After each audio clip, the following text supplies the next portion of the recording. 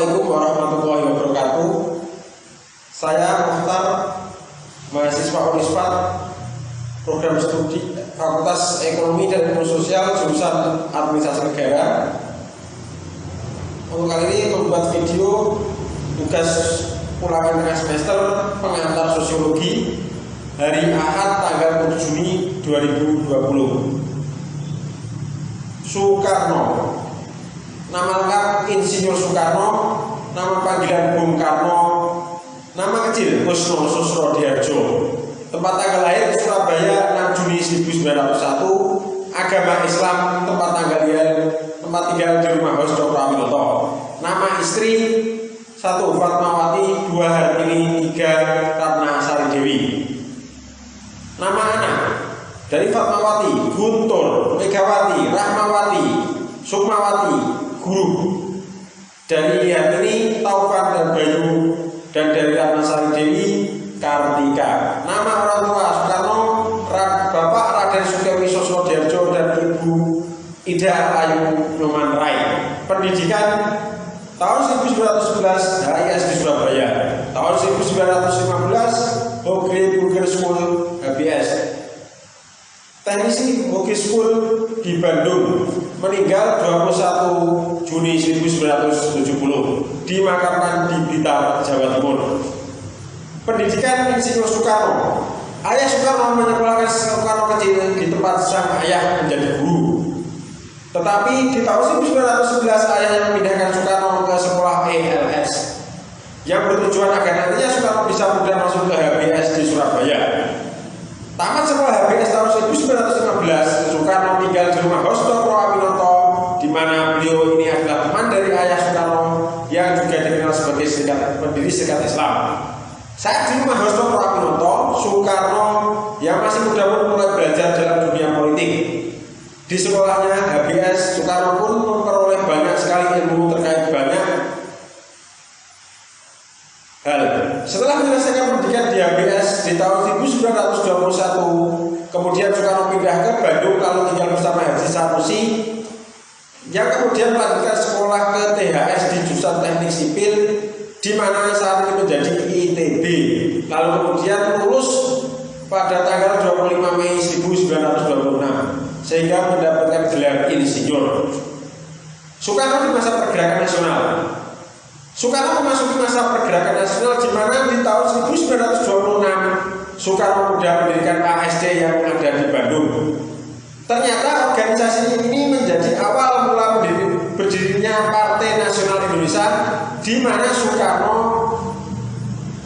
selanjutnya mendirikan di tahun 1927.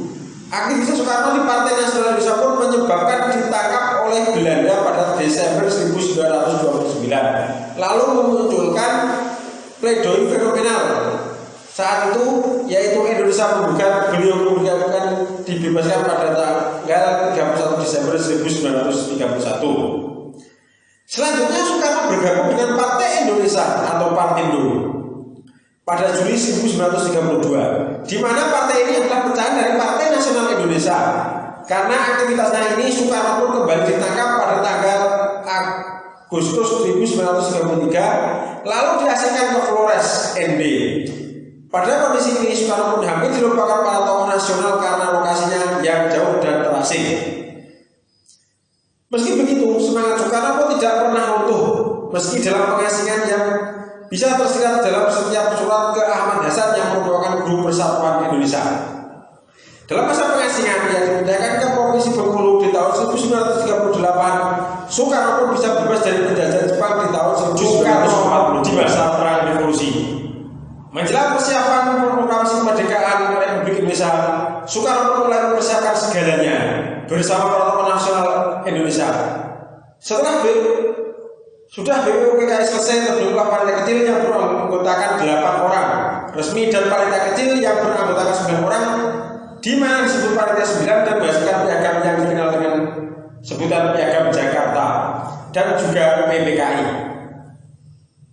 Soekarno dan Bung Hatta pun mendirikan negara Indonesia yang berdasarkan Pancasila dan Undang-Undang Dasar 1945. Menjelang membaca teks proklamasi, Presiden Soekarno menyatakan jika meski beberapa tokoh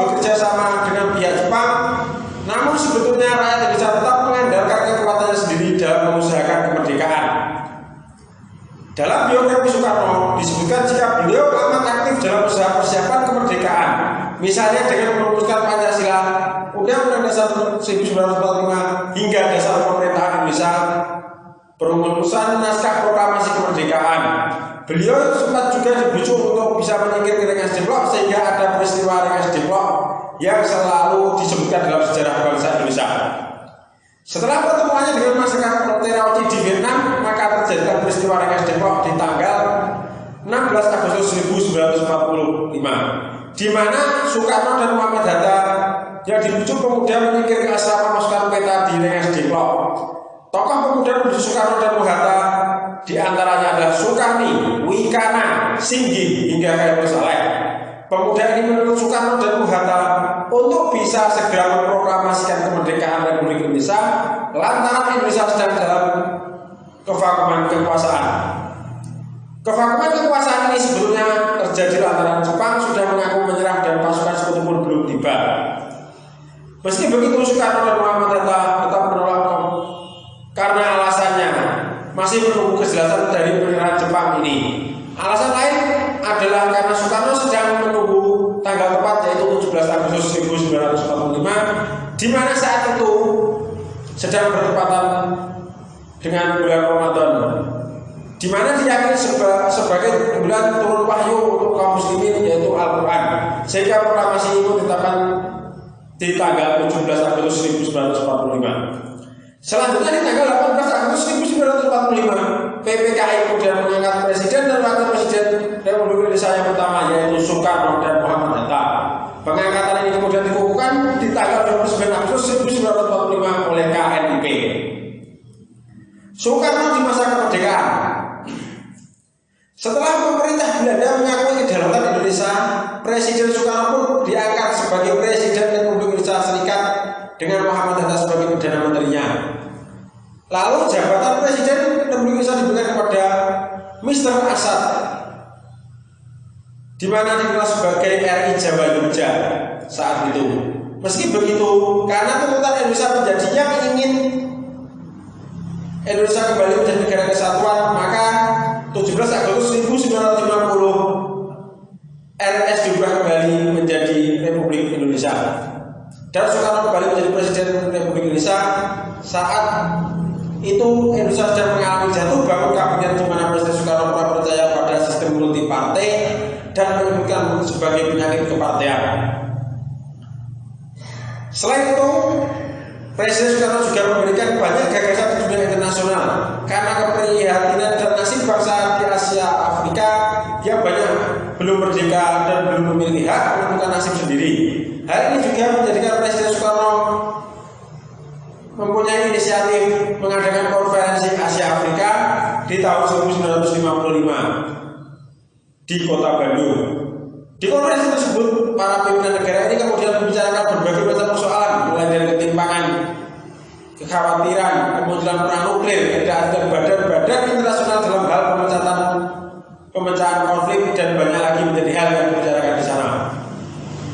Bersama dengan Presiden Gamal Abdul Nasir Mesir, Joseph Broz Tito Yugoslavia, UNU Bima, Muhammad Al-Jinnah Pakistan, dan Jawaharlal Nehru India, Presiden Soekarno mengadakan konferensi Asia Afrika dan membuahkan gerakan non-blok.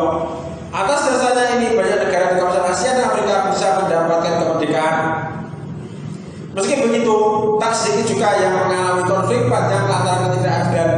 Atas dasar besarnya inilah tak heran jika banyak penduduk di kawasan Asia dan Afrika yang mengenal Soekarno.